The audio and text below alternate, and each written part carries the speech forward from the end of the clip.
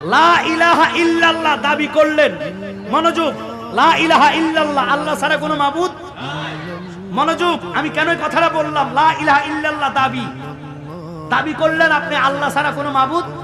তো আল্লাহকে মানছেন, এখন আল্লাহকে তো হিন্দু মানে, বৌদ্ধ মানে, খ্রিস্টানও মানে, ইহুদি মানে, নাসারা মানে, সমস্ত জাত আল্লাহ মানে। আল্লাহকে দাবি করলে হবে না, আল্লাহ পাওয়ার দলিল লাগবে। এখন দলিল কি নামাজ? নট। দলিল কি রোজা? নট। এগুলা ইবাদত। ইবাদত, নামাজ পড়া ইবাদত, রোজা রাখা ইবাদত। আল্লাহ পাওয়ার দলিল হইল লা ইলাহা ইল্লাল্লাহ দাবি, মুহাম্মাদুর রাসূলুল্লাহ দলিল। সুবহানাল্লাহ কোন।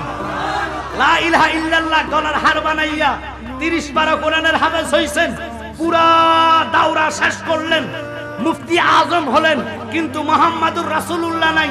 ঈমান নেহি তো কামেল নেহি, লাখো মুমিন হও মগর ঈমান নেহি তো কামেল নেহি।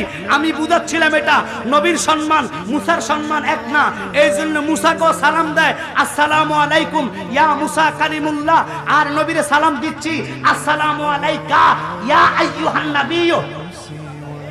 কথা কয় না করে? কা হলো 1 বছর নামাজের ভিতরে সালাম খামখিয়ালি না।